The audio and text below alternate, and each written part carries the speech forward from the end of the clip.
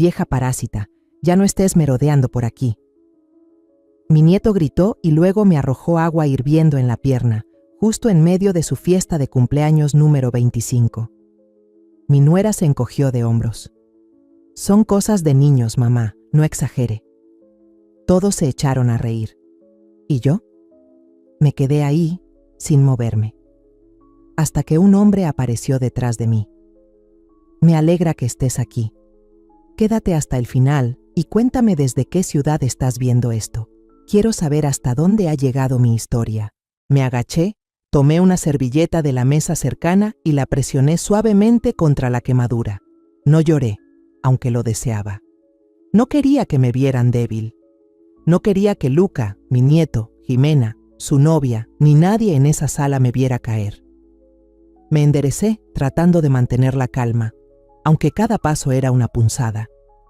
Miré alrededor, esas miradas indiferentes, esas sonrisas burlonas. Sentí que el mundo entero estaba en mi contra y solo quería desaparecer. Apenas unos minutos antes, en medio del salón de la fiesta, Luca se había acercado a mí con una taza de té de jengibre humeante en la mano. Lo miré con un rayo de esperanza.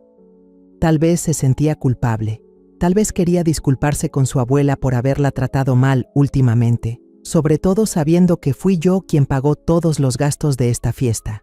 Pero sin previo aviso, Luca lanzó violentamente el té hacia mí. El agua caliente me salpicó la pierna, quemando como fuego. Grité, tomándome la pierna, el dolor se esparció por todo mi cuerpo. Mi piel se enrojeció y comenzaron a formarse ampollas al instante. Luca me miró con ojos fríos como el hielo y escupió. Vieja parásita, ya no estés aquí. Deberías sentirte afortunada de que te hayan cubierto esta fiesta. Sus palabras fueron como cuchillas en mi corazón. Todo el salón se quedó en silencio por unos segundos y luego estallaron en carcajadas, más fuertes, más crueles. Un amigo de Luca incluso aplaudió y gritó, «¡Bien hecho, Luca!». Yo seguía ahí, con la pierna ardiendo, el vestido empapado, pero lo que más dolía era la humillación, que mi propia sangre me insultara frente a todos. Busqué con la mirada a Vanessa, mi nuera, que estaba cerca con una copa de vino en la mano, con la mirada perdida. Le hablé, con la voz temblorosa, «Vanessa, ¿vas a permitir que tu hijo me hable así?». Vanessa se acercó. Sus tacones resonaban sobre el suelo. Se inclinó y dijo en voz baja, pero lo suficientemente alto para que los demás escucharan. «Ya, mamá, es un niño, no haga un drama». Apreté los puños, tratando de contener la rabia que me invadía. ¿Niño? Luca tiene 25 años, no es ningún chiquillo. Quise gritarle, preguntarle por qué había permitido que esto llegara tan lejos, pero me quedé en silencio. La piel me ardía, el vestido estaba manchado y mi alma hecha pedazos. En ese momento, la puerta del restaurante se abrió. Un hombre entró, alto, con el cabello entrecano, vestido con un traje gris impecable. Su mirada recorrió la sala, aguda pero serena, hasta que se detuvo en mí. Todo el salón guardó silencio. Algunos abrieron la boca, otros murmuraban entre ellos. Levanté la vista, nuestros ojos se encontraron. Mi corazón dio un vuelco, como si me hubieran sacado de un largo sueño. Solo podía ver su figura ahí, firme, con una mirada intensa pero cálida, mirándome directo.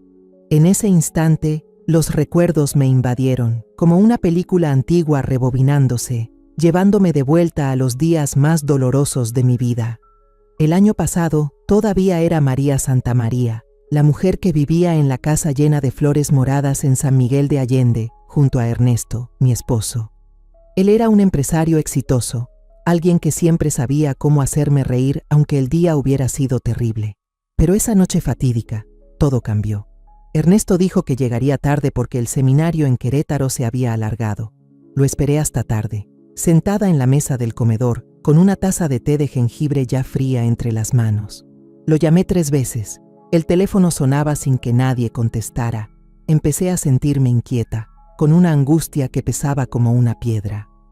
Luego sonó el teléfono, pero no era la voz de Ernesto, sino la de un policía, con un tono grave y frío. «Señora Santamaría, necesitamos que venga de inmediato a Valle de Bravo. Su esposo ha tenido un accidente». Conduje hasta allá en estado de pánico, con las manos temblorosas aferradas al volante. Cuando llegué, estaba amaneciendo. Una luz tenue caía sobre el camino curvo lleno de piedras. La SUV de Ernesto estaba al fondo del barranco, convertida en un montón de fierros quemados. Todavía salía humo. Un oficial me llevó hasta una mesa pequeña donde había un pedazo de ropa chamuscada con manchas de gasolina. «Esto es todo lo que encontramos», dijo con voz monótona como si leyera un informe. Miré el trozo de tela, tratando de reconocer el estampado de la camisa que le había planchado a Ernesto la mañana anterior, pero estaba deformado, rasgado, ya no se parecía a nada de lo que recordaba. Dijeron que no encontraron el cuerpo, ni una parte reconocible. Me quedé ahí parada, con la mente en blanco. Solo pude asentir cuando me preguntaron si quería llevarme el pedazo de tela. La familia de mi esposo intervino enseguida. Clara, la hermana de Ernesto, me llamó esa misma noche, con voz apurada. «María, tenemos que organizar el funeral cuanto antes. Ernesto era una figura pública. La prensa armará un escándalo si esperamos mucho». Quise decir que no estaba lista, que aún no creía que él ya no estuviera. Pero no tuve fuerzas. Dejé que ellos se encargaran de todo. La funeraria, el ataúd vacío, los discursos largos de gente que ni conocía. El día del funeral, me paré frente a la foto de Ernesto, donde llevaba su traje azul y sonreía como si fuera un rayo de sol. Miré esos ojos, buscando alguna señal de que todo era solo una pesadilla.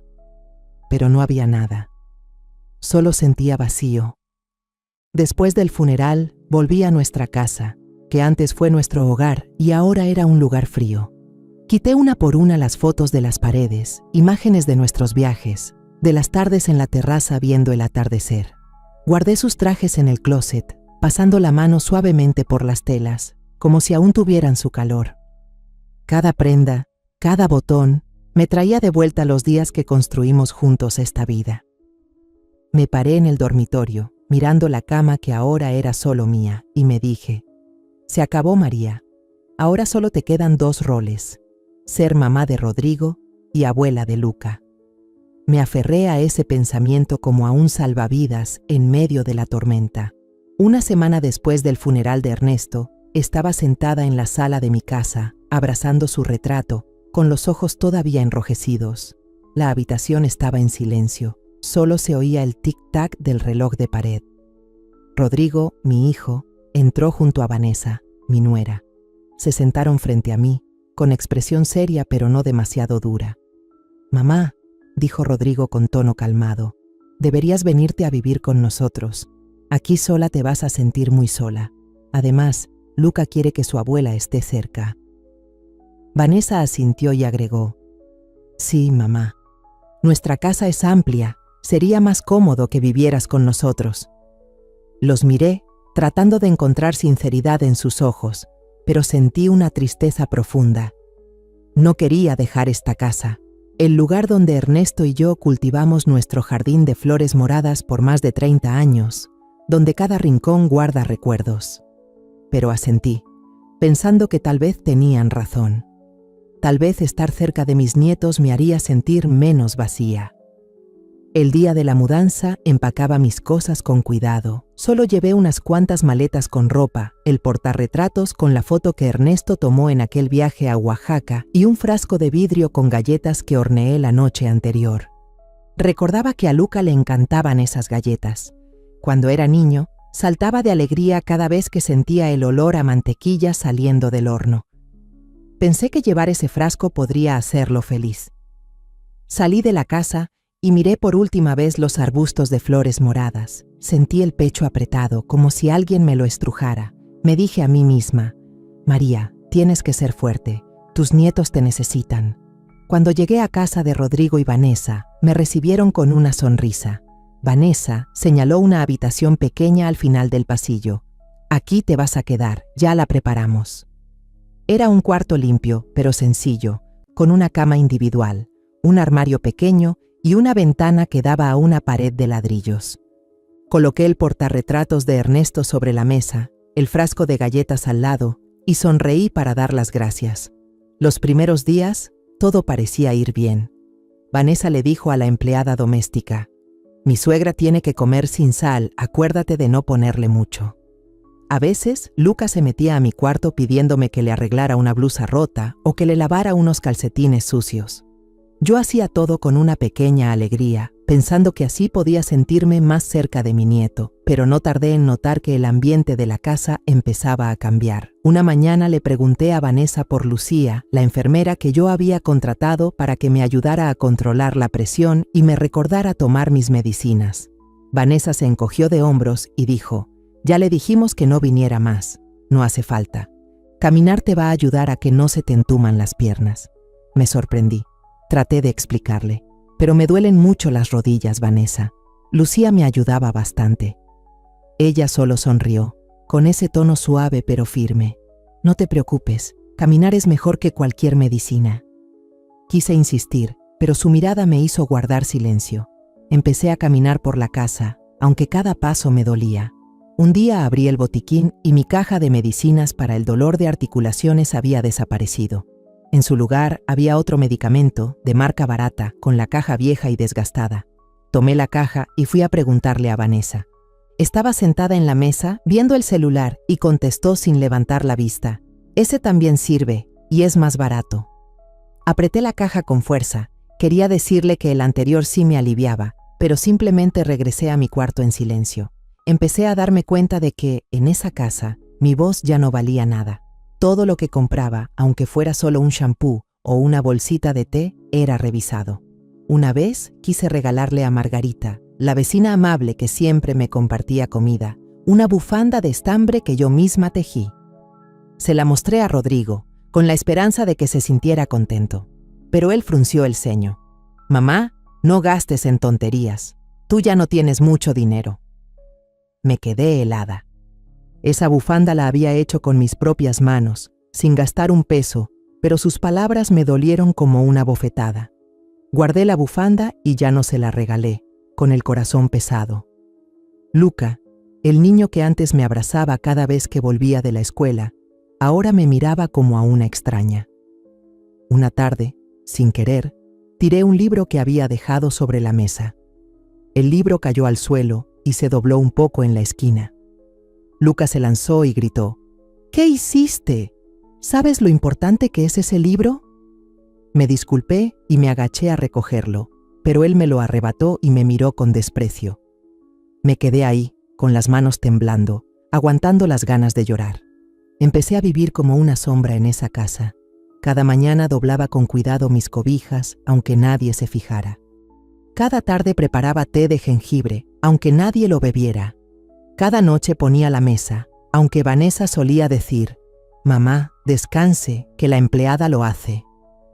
Trataba de hacer cosas para sentir que todavía valía, pero con cada día que pasaba, me sentía más invisible. Una vez le pregunté a Luca: «¿Tienes examen hoy, hijo?».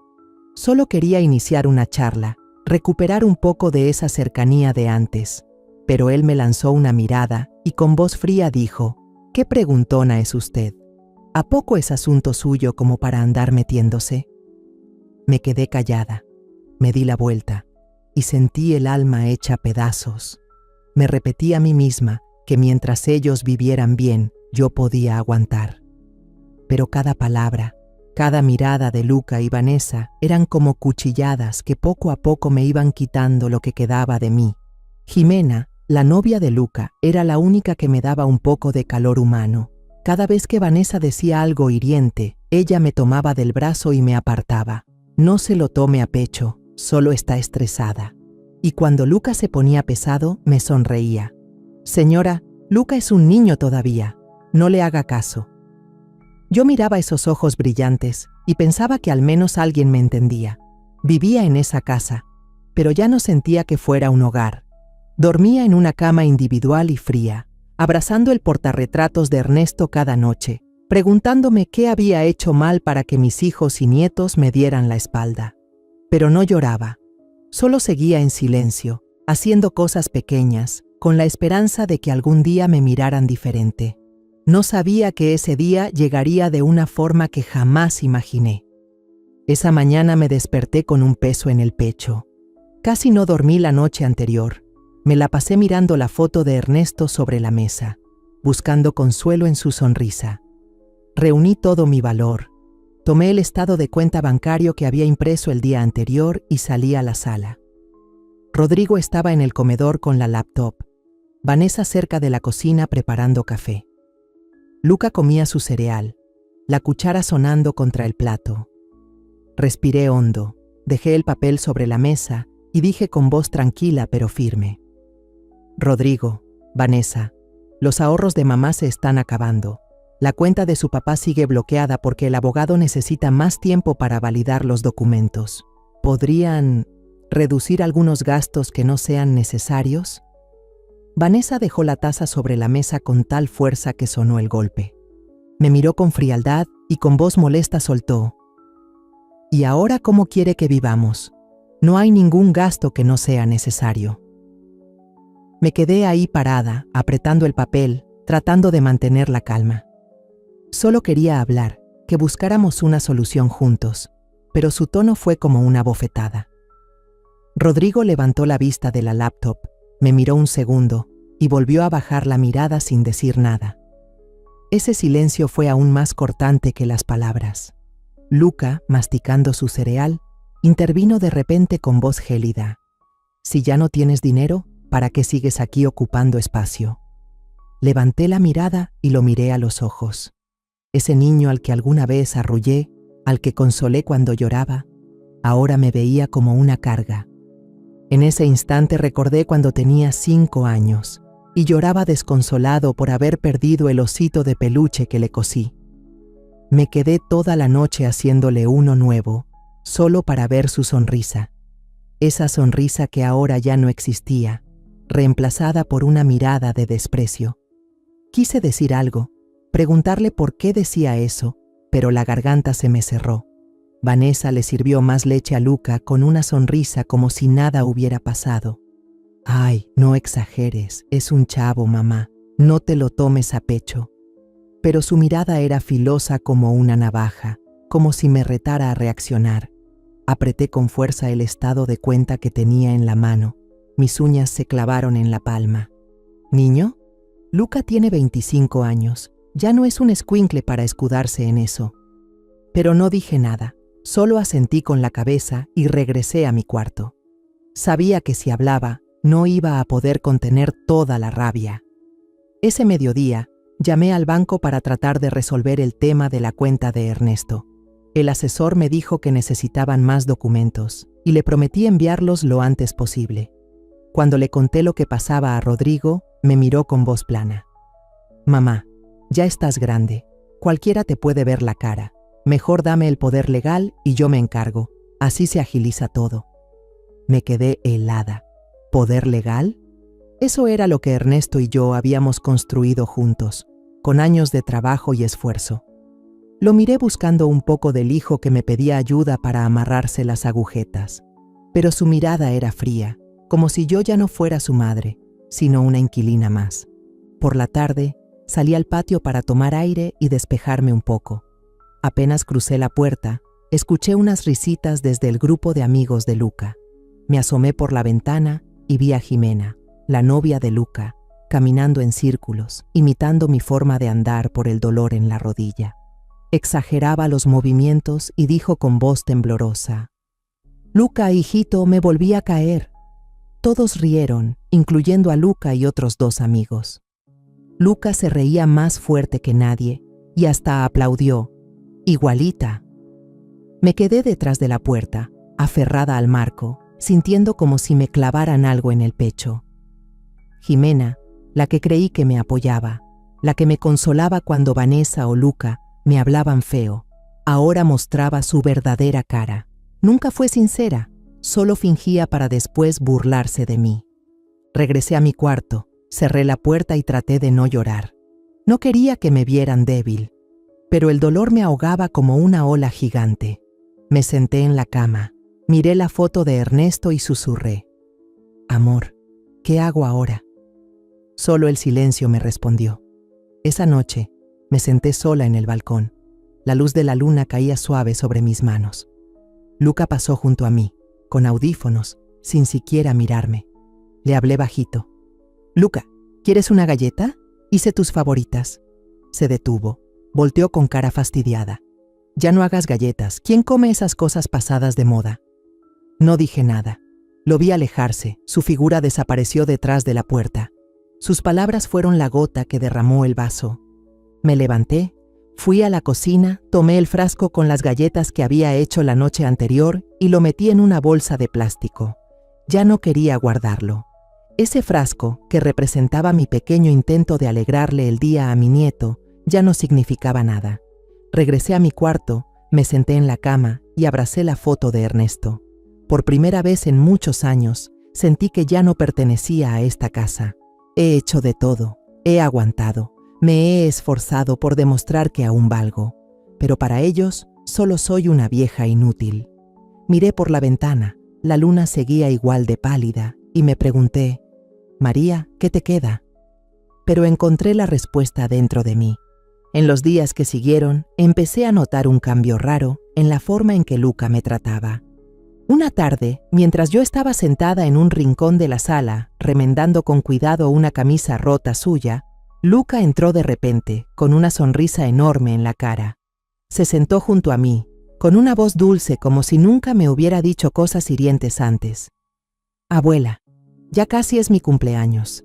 Quiero hacer algo más grande esta vez, en un restaurante elegante. Invitar a toda la familia de Jimena, amigos, compañeros de trabajo y algunos socios importantes.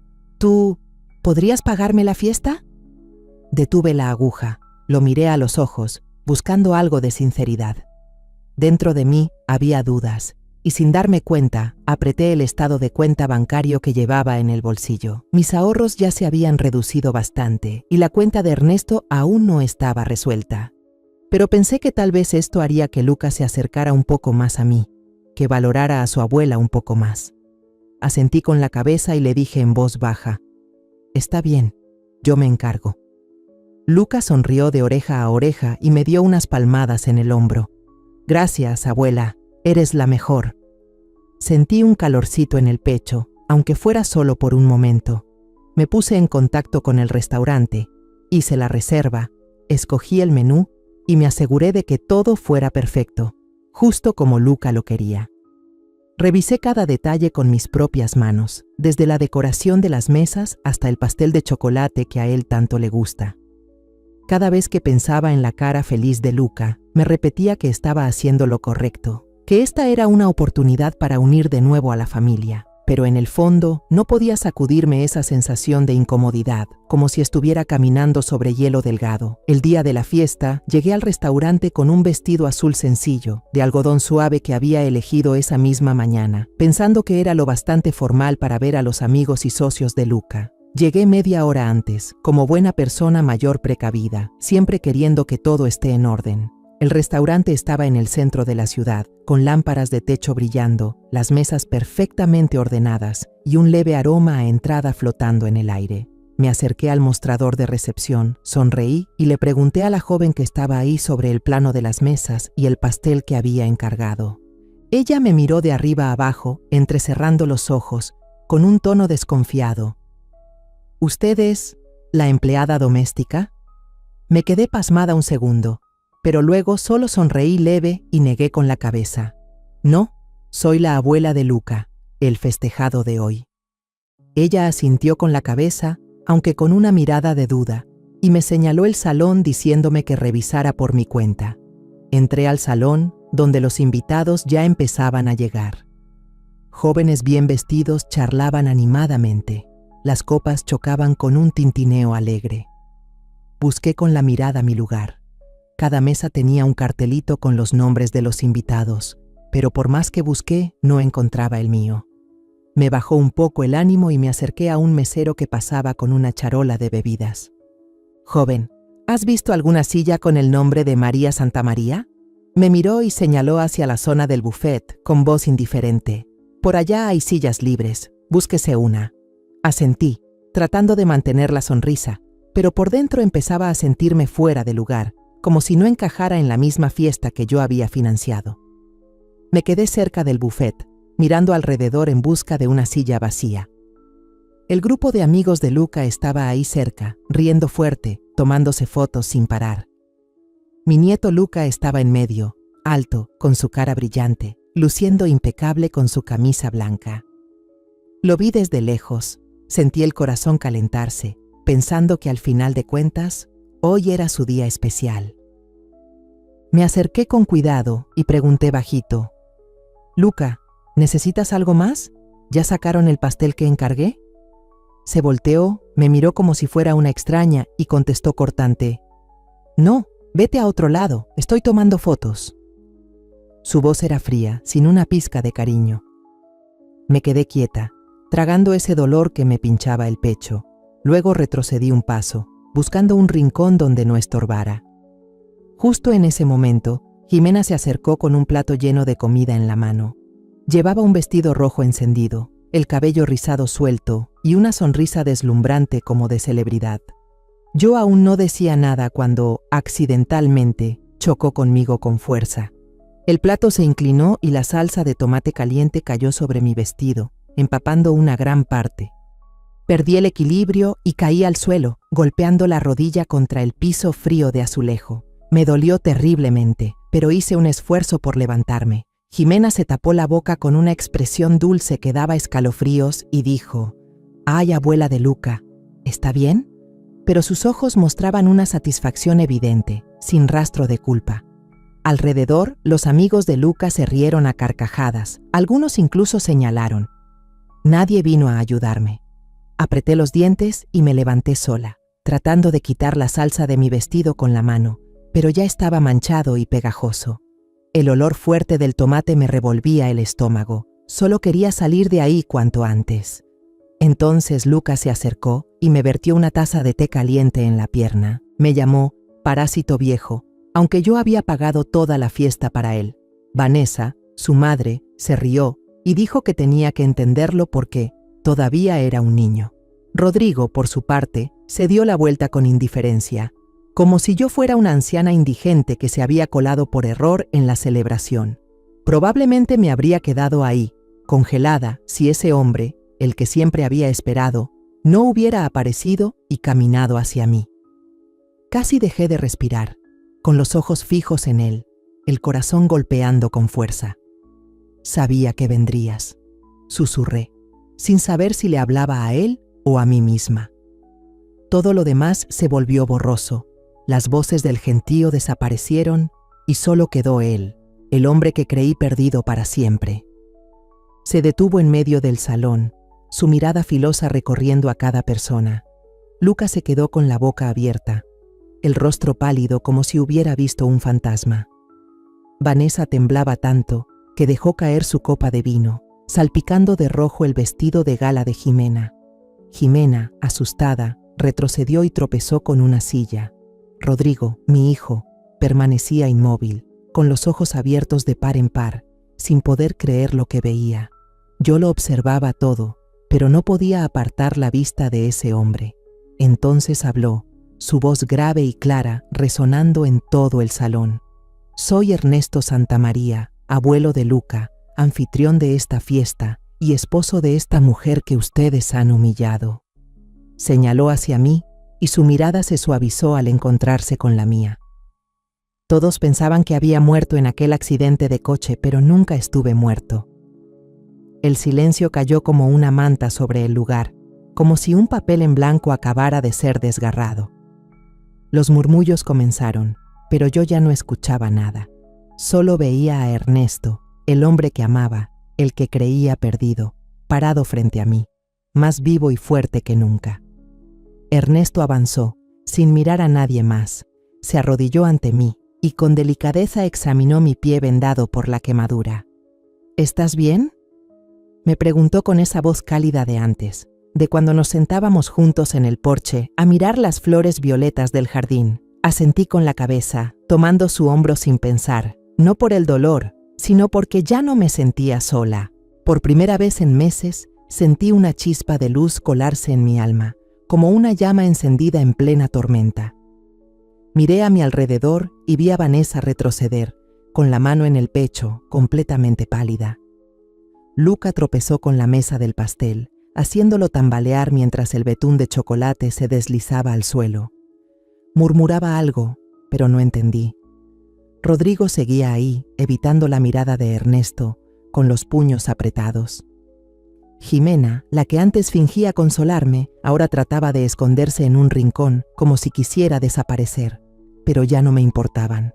Solo veía a Ernesto, el hombre que había regresado, el que me daba fuerza para mantenerme en pie pese a todas las heridas. En toda la sala, los murmullos crecían. Algunos alzaban el celular para grabar, otros señalaban. Pero ya no me importaba. En ese instante, toda la luz del salón parecía concentrarse en un solo punto: la verdad. Me encontraba en medio del salón de eventos, con la mano aún aferrada a la de Ernesto. El calor que emanaba de él me daba fuerzas. Toda la sala seguía alborotada. Los ojos de todos estaban fijos en el hombre que acababa de anunciar que era Ernesto Santamaría, el millonario desafortunado que todos creían muerto. Lo vi subir al escenario, caminando con calma pero con firmeza, como siempre lo hacía cuando enfrentaba momentos duros en su vida. Le pidió el micrófono al presentador, que se lo entregó con manos temblorosas, y entonces habló con una voz grave y clara que hizo que el lugar quedara en completo silencio. Hace un año, empezó Ernesto, desperté en un hospital en Querétaro con varias costillas rotas y una herida en la cabeza. Los doctores me dijeron que era un milagro que siguiera vivo, pero yo no lo sentí así. Mi camioneta explotó al caer por una pendiente en Valle de Bravo. Apenas tuve tiempo de arrastrarme fuera del vehículo antes de que se incendiara, y perdí el conocimiento justo después. Hizo una pausa. Su mirada recorrió a los presentes hasta detenerse en mí. Asentí con la cabeza, dándole ánimo para que siguiera. Una pareja humilde que vivía cerca me encontró. Me reconocieron por las veces que había salido en la tele y me llevaron al hospital. Pero había algo que no podía sacarme de la cabeza. ¿Por qué habían fallado los frenos? Esa camioneta había sido revisada solo 2 días antes del accidente, en un taller de confianza al que acudía desde hacía años. El salón entero permanecía en silencio. Solo se oían respiraciones contenidas y alguna que otra tos leve. Luca estaba en una esquina, apretando su vaso de agua, pálido como un papel. Vanessa intentaba mantener la compostura, pero sus manos temblaban mientras trataba de limpiar el vino tinto del vestido de Jimena. Rodrigo miraba a su alrededor, desorientado, como si acabara de despertar en una pesadilla. Ernesto continuó. Durante los primeros 3 meses guardé silencio. Permanecí en el hospital bajo un nombre falso. No quería que nadie supiera que estaba vivo, porque tenía la sospecha de que lo del accidente no había sido algo fortuito. Un día, le pedí a una enfermera en la que confiaba que contactara a María a través de una cuenta de correo anónima. Recuerdo ese momento, cuando abrí la laptop en aquella habitación pequeña y vi un correo de una dirección desconocida. La primera línea decía: María, sigo con vida. No le digas a nadie de la familia. Pensé que estaba soñando, me temblaban tanto las manos que se me cayó el vaso de agua. Leí el mensaje una y otra vez, sin atreverme a creerlo, hasta que Ernesto me mandó un detalle que solo nosotros 2 sabíamos: la canción que me cantó en nuestra boda, aquel bolero antiguo que decía que solo era para mí. Lloré, no de tristeza, sino porque volvió a encenderse una chispa de esperanza. Ernesto me miró con ternura y luego volvió su atención al público. Una semana después, María y yo nos reunimos en la casa de Rosa, una vieja amiga. Empezamos a investigar, con cuidado y en silencio. Revisamos los videos de las cámaras de tránsito cerca del lugar del accidente. En las imágenes aparecía un hombre desconocido cerca del taller la noche anterior a que llevaran mi coche. Seguimos el rastro, registros de llamadas, movimientos bancarios. Hizo una pausa, su voz bajó, y entonces descubrimos la verdad.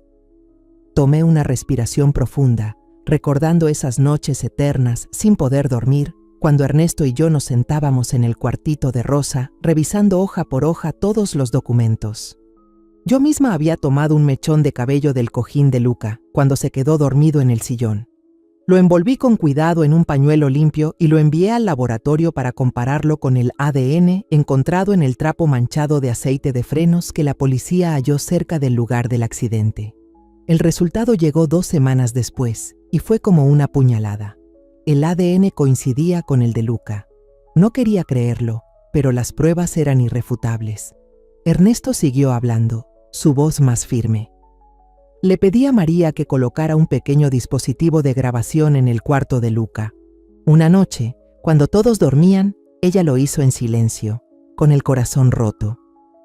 Recuerdo bien esa noche, cuando entré de puntitas al cuarto de Luca, el corazón me latía tan fuerte que parecía que se me iba a salir del pecho. Coloqué el dispositivo debajo del escritorio, rogando que nadie lo descubriera. En los días siguientes, escuché la grabación una y otra vez, y cada palabra que Luca le decía a Vanessa me partía el alma.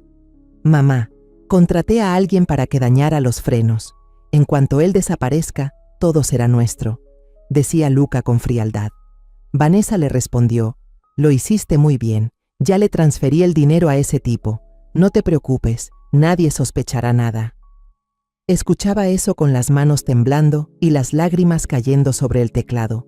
Mi nuera y mi nieto, a quienes tanto quería, habían planeado matar a mi esposo. Ernesto miró fijamente a Luca, con los ojos afilados como cuchillos.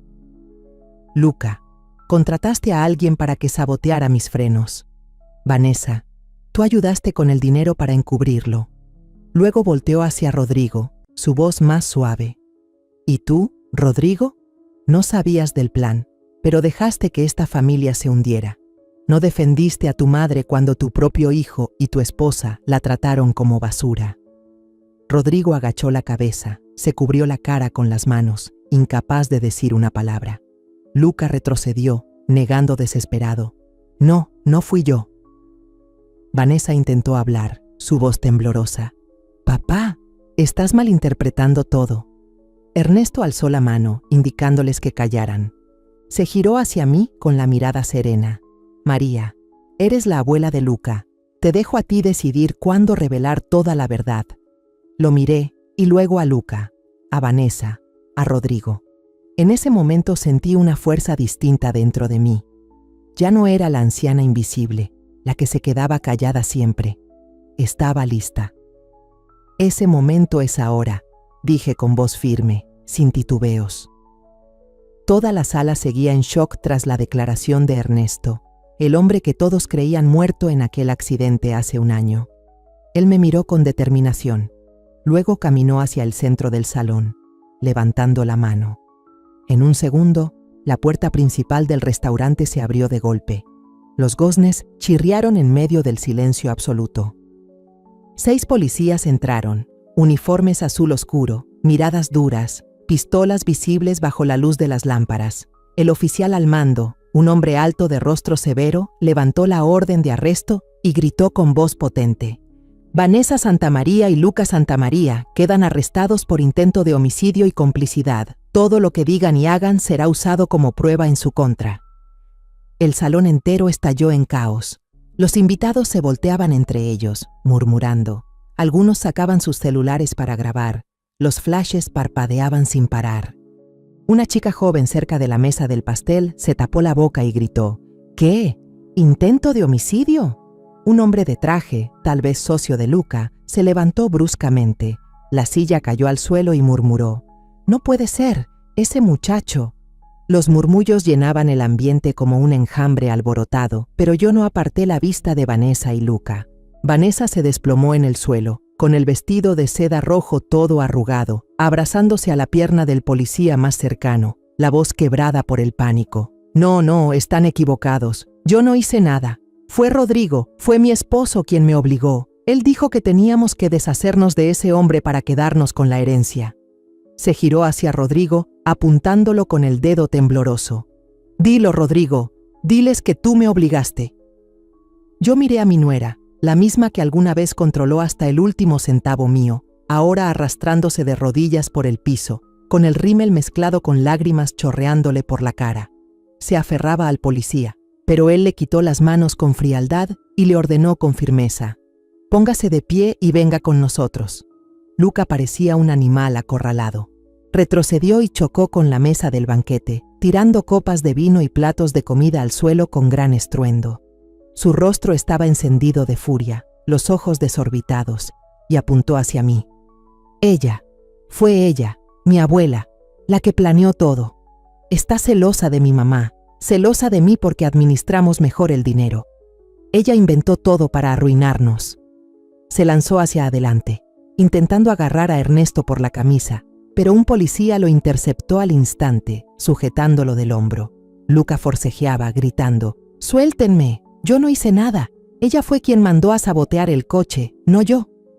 Su grito resonó por todo el salón, haciendo que algunos invitados retrocedieran con el rostro pálido. Una mujer, parada junto a la mesa del buffet, susurró a su amiga: «Dios mío, ¿ese niño resultó ser tan cruel?». Yo me quedé ahí, mirando a Luca, mi nieto, a quien había amado más que a mi propia vida. Sus palabras fueron como cuchillos clavándose en mi pecho, pero no temblé, no lloré. Solo sentí un alivio extraño, como si al fin me hubiera quitado de encima una carga que llevaba meses arrastrando. Ernesto se acercó, puso su mano en mi hombro, con la mirada firme. «No te preocupes, María. La verdad ya salió a la luz». Asentí, apretando su mano con fuerza, sintiendo cómo una nueva energía despertaba dentro de mí. Rodrigo, mi hijo, no actuó como Vanessa ni como Luca. No gritó, no culpó a nadie. Solo retrocedió lentamente hasta pegarse a la pared del fondo, con las manos en la cabeza, los hombros temblorosos. Tenía los ojos rojos, pero ni una sola lágrima le cayó. Me acerqué a él despacio, quedándome justo frente a su rostro, esos ojos que de joven eran idénticos a los de Ernesto. Recordé cuando era niño, corriendo detrás de mí por el jardín, pidiéndome que le contara cuentos. Pero ahora era un hombre, parado frente a los escombros de su familia. No dije nada, no lo consolé, no lo juzgué. Sabía que este era su momento para enfrentar la verdad, y yo ya no lo protegería. Tendría que cruzar esta línea por sí mismo. El policía le puso las esposas a Vanessa, que seguía gritando entre sollozos: «Yo no sabía nada, fue Luca. Él planeó todo. Yo solo seguí instrucciones». Luca se giró hacia su madre y le gritó: «Cállate. Tú fuiste la que transfirió el dinero. Tú también estás metida». Madre e hijo empezaron a lanzarse acusaciones, sus voces tan estridentes que opacaron el murmullo de la gente. Los invitados ya estaban de pie. Algunos negaban con la cabeza, otros cuchicheaban. Esta familia resultó peor de lo que pensábamos. Un señor mayor, probablemente amigo de Ernesto, se me acercó y murmuró: «María, usted es más fuerte de lo que imaginaba». Solo le sonreí con suavidad, sin responder. No necesitaba consuelo, solo necesitaba la verdad. Ernesto miró a Luca y a Vanessa con una expresión helada. «Basta, tendrán que responder ante la justicia». Luego miró a Rodrigo, con una voz grave pero firme: «Hijo, puedes empezar de nuevo, pero solo si de verdad lo deseas». Rodrigo levantó la mirada, con los labios apretados, pero sin decir una palabra. Vi en sus ojos un atisbo de arrepentimiento, pero no sabía si tendría la fuerza suficiente para comenzar otra vez. La policía escoltó a Vanessa y a Luca hacia afuera. Vanessa seguía intentando zafarse, arrastrando sus tacones por el suelo mientras gritaba: «Rodrigo, no puedes dejar que me arresten». Pero Rodrigo solo se quedó ahí, inmóvil. Luca, que ya tenía las esposas puestas, ya no gritaba más. Solo me lanzó una mirada llena de odio antes de que lo empujaran hacia la salida. Jimena, la chica que había fingido consolarme, se había escabullido del restaurante en algún momento, probablemente en cuanto apareció Ernesto. No se atrevió a quedarse, no tuvo el valor de enfrentarse a la verdad desnuda. Me senté en una silla y solté un largo suspiro. No porque hubiera ganado, sino porque ya no tenía que seguir soportando. Todos esos meses viviendo como una sombra, siendo humillada y despreciada por mis propios nietos, finalmente habían terminado. Sentí que una parte de mí volvía a la vida, como una flor morada que florece después de la lluvia.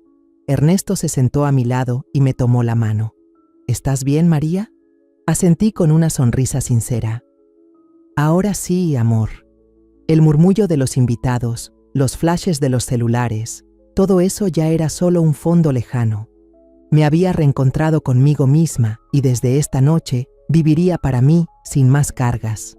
En los días siguientes a la fiesta de cumpleaños de Luca, estuve sentada en una pequeña sala de interrogatorios bajo la luz fría de un fluorescente que caía sobre una mesa de madera desgastada. A mi lado estaba el abogado, el señor Martínez, un hombre de mediana edad con gafas gruesas y voz serena. Iba pasando las páginas de los documentos, explicando el proceso legal, pero yo apenas captaba algunas palabras. Afuera, a través de una ventanita empañada, veía la multitud de reporteros amontonados como moscas frente a la comisaría, con cámaras parpadeando y micrófonos en alto, luchando por captar cada detalle del escándalo. Las noticias sobre Vanessa y Luca llenaban todos los periódicos, desde los locales hasta los sitios más importantes. Lo llamaban el caso de la familia Santamaría, un nombre que sonaba ajeno, como si no tuviera nada que ver con mi vida. Vanessa, en su primera audiencia, fue implicada en otra investigación, malversación de fondos de la empresa. Me quedé helada al enterarme de que había retirado dinero del fondo de sueldos de los trabajadores de limpieza, un fondo que yo había financiado en secreto a través de la fundación de Ernesto. Aquellos barrenderos, personas humildes que limpiaban las calles cada mañana, me habían enviado cartas de agradecimiento por la ayuda que recibieron. Y ahora sabía que su dinero había sido robado por Vanessa para comprar vestidos de seda y organizar fiestas lujosas. Sentada frente al juez, con el cabello hecho un desastre, ya no quedaba nada de su arrogancia. Solo repetía una y otra vez: yo no sabía nada, solo seguía órdenes. Pero nadie le creyó. Las pruebas bancarias estaban ahí, claras como la luz del día. Luca fue distinto. Lloró desconsoladamente durante la audiencia, con lágrimas corriéndole por la cara y la voz quebrada al intentar justificarse. Me obligaron, yo no quería hacerlo.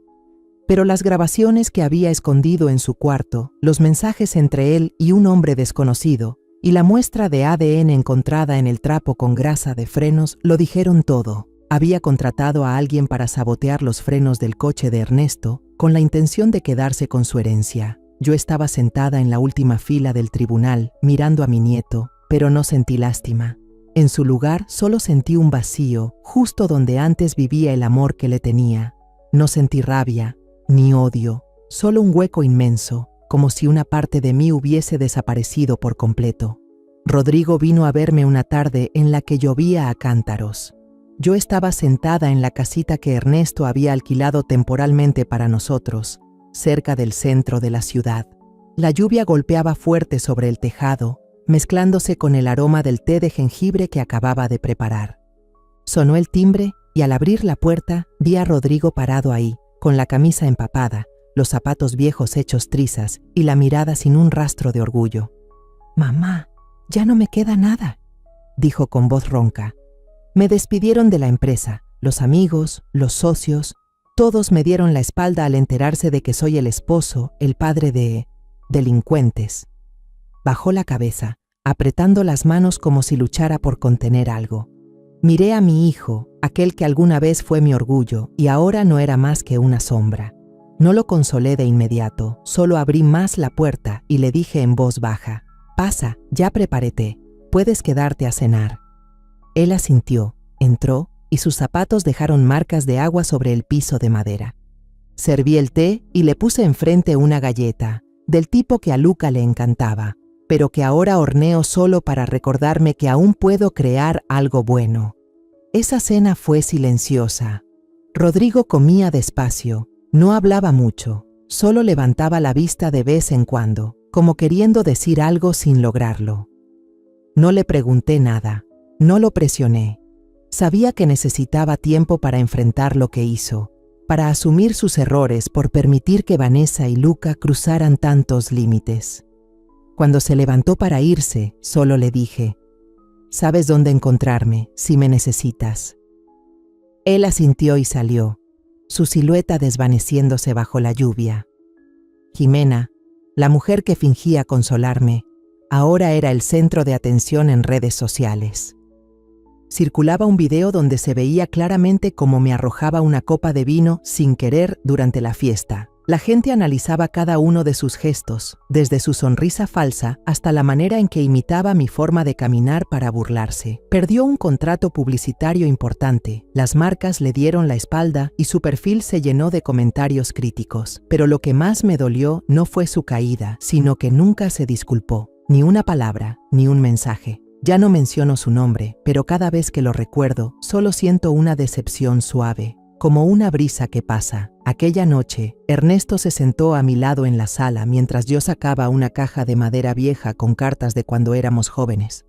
Fui quemando una por una, viendo cómo el fuego consumía las letras escritas a mano, aquellas palabras de amor que ahora solo eran recuerdos. Ernesto tomó mi mano, con voz cálida dijo: «Todo empieza de nuevo, María, desde las cenizas». Lo miré, sonreí y por primera vez creí de verdad en eso. Creí en él y, más importante aún, creí en mí. Ya no soy esa mujer que solo sabe aguantar y vivir por los demás. He recuperado mi fuerza, he renacido desde mis propias heridas. Unos días después, Ernesto anunció el plan de reestructuración del Grupo Santa María. Se paró frente al consejo directivo y declaró que recortaría el poder de los miembros de la familia y aumentaría la transparencia financiera. Después de la reunión, me miró y me dijo en privado: «Le daré una oportunidad a Rodrigo, María, no para recuperar su imagen, sino para que aprenda a ser hombre desde cero». Asentí, entendiendo que esa era la manera de Ernesto de acercar de nuevo a nuestro hijo, no con indulgencia, sino con las lecciones duras de la vida. Nunca pensé que volvería a San Miguel de Allende, ese lugar que alguna vez fue nuestro hogar lleno de risas y que después se volvió un mausoleo para recuerdos dolorosos. Pero 3 meses después del escándalo en el cumpleaños de Luca, estaba de nuevo frente a ese portón de madera, viendo las flores moradas florecer en el porche. Esta vez no regresaba para aguantar, ni para vivir atrapada en el pasado. Regresaba para tomar las riendas de mi vida, para reencontrarme conmigo misma. Yo, María Santa María, la mujer que atravesó el dolor y aprendió a levantarse. Ernesto y yo nos mudamos a una casita blanca, a unas cuadras de la casa antigua. Era un lugar sencillo, con techo de tejas rojas y una bugambilia que se colgaba del porche, moviéndose con la brisa. Por las mañanas me levantaba temprano, preparaba una taza de té de jengibre y abría la puerta para recibir a los niños del vecindario. Entraban corriendo, con sus cuadernos arrugados y sonrisas enormes.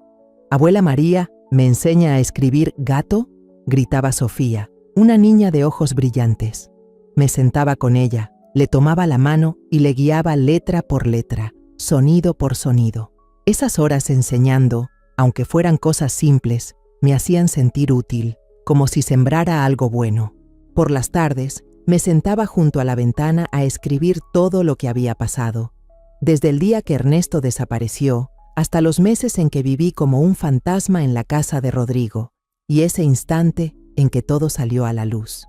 Esas páginas llenas de tinta eran mi forma de guardar la memoria, no para sufrir, sino para recordarme lo fuerte que había sido. Ernesto, por su parte, encontró alegría en cuidar su jardín. Atendía con dedicación sus crisantemos amarillos y rosados en el patio trasero, regándolos con cuidado, podando las ramas. A veces entraba con un ramo de flores, lo ponía sobre la mesa y decía con una sonrisa: «Para ti, María, para que la casa brille más». Yo lo miraba, el hombre que una vez fue mi soporte, ahora con su camisa vieja, pero con una mirada llena de amor. Nos volvimos a querer en silencio, sin grandes palabras, solo con esos momentos tranquilos juntos, sin dolor, solo paz. Sentía que mi alma se refrescaba, como una flor morada que vuelve a abrir después de una tormenta. Una mañana, mientras limpiaba los estantes en la tiendita que había abierto en la esquina, sonó la campanita de la puerta. Alcé la vista y vi a Rodrigo ahí, sin aviso, sin regalos, solo con una libreta vieja en la mano. Llevaba una camisa deslavada, el pelo desordenado y una mirada cansada, ya sin soberbia. «Mamá», dijo, con voz baja como si tuviera miedo de romper el aire, «¿puedo ayudarte a acomodar los libros?». Lo miré, mi hijo, el que un día fue mi orgullo, ahora solo un hombre intentando encontrarse. Asentí sin hacer preguntas y le di un trapo. Empieza por ese estante. Trabajó en silencio, acomodando libros, limpiando sin decir mucho. Poco a poco, su presencia se fue notando en la tienda, como si intentara, paso a paso, empezar de nuevo. Semanas después, Rodrigo vino a vernos a Ernesto y a mí en la Casa Blanca. Se sentó en la mesa, girando su taza de té, y dijo con voz insegura: «Papá, mamá, quiero pedir trabajo en la empresa, como aprendiz». Ernesto lo miró con seriedad, sin dureza. «Está bien, pero no tendrás privilegios. Empezarás desde abajo, como todos». Rodrigo asintió, sin discutir. Lo asignaron al área de análisis, haciendo lo más básico: preparar café, sacar copias, aprender a leer balances financieros. Noté que por primera vez en años, Rodrigo se levantaba temprano, escribía notas en su libreta, leía por las noches. Cada fin de semana venía a casa, no hablaba mucho, solo pedía sentarse a leer o preguntaba a Ernesto sobre algún término de negocios. Vi en él un cambio, no la arrogancia de antes, sino la paciencia de quien tocó fondo y decidió levantarse. Me di cuenta de que si alguien ha caído tan hondo pero aún así elige aprender de nuevo, sin aferrarse al pasado, merece una nueva oportunidad. No abrí mi corazón de inmediato a Rodrigo, no le devolví la llave como antes, pero le dejé caminar, le di espacio para demostrar que podía hacerlo. En las tardes tranquilas, terminé el último capítulo del borrador de mi libro. Parásito viejo, palabras que nunca dije.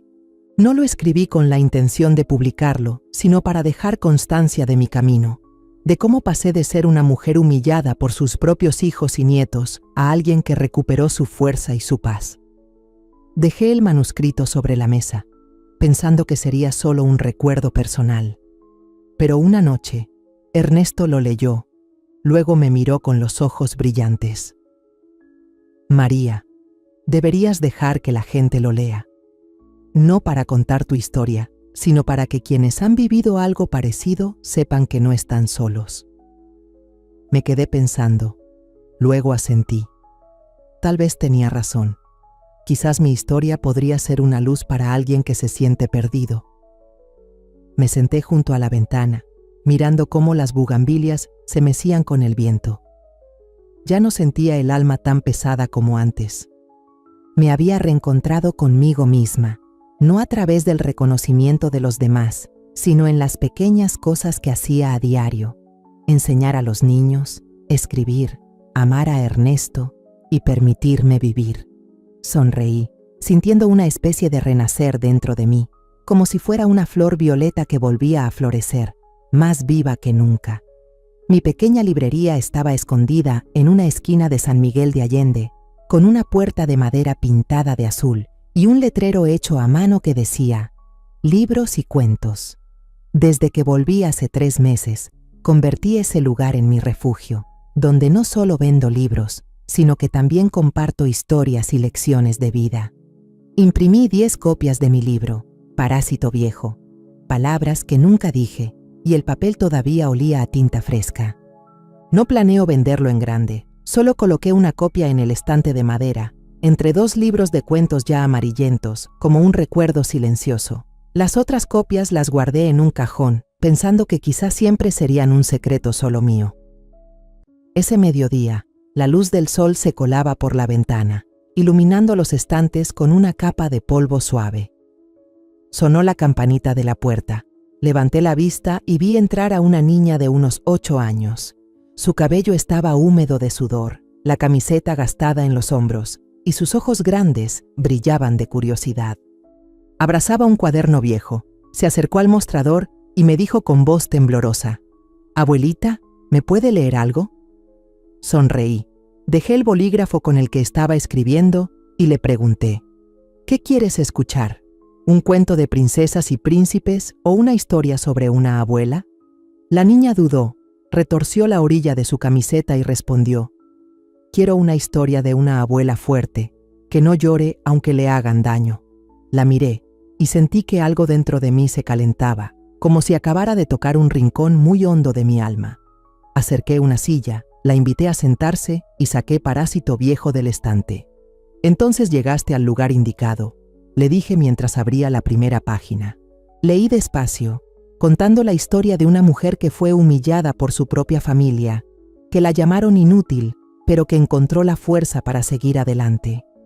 La niña escuchaba atenta, con los ojos bien abiertos, asintiendo de vez en cuando como si entendiera todo. Cuando llegué a la parte en que la mujer se levantaba después de todo, ella tomó mi mano y susurró: «Abuelita, yo quiero crecer y ser fuerte como la señora del libro». La abracé con ternura, sintiendo que abrazaba a la versión antigua de mí misma, esa que aún creía que podía hacerlo todo por su familia. Le dije: «Lo lograrás si confías en ti misma». La puerta volvió a sonar con su campanita, y Ernesto entró con un ramo de rosas amarillas resplandecientes en la mano. Llevaba una camisa blanca, y su cabello entrecano brillaba bajo el sol. Nos miró a mí y a la niña, y sonrió con dulzura. «¿Otra vez contando historias, María?». Asentí con una sonrisa. Historias de quienes no se rinden. Ernesto se acercó, dejó las flores sobre la mesa y me dio un beso suave en la frente. «Todavía tenemos tiempo», dijo con voz cálida. Yo asentí, sintiendo el calor de su presencia como un recordatorio de que la vida aún tiene muchos días hermosos por venir.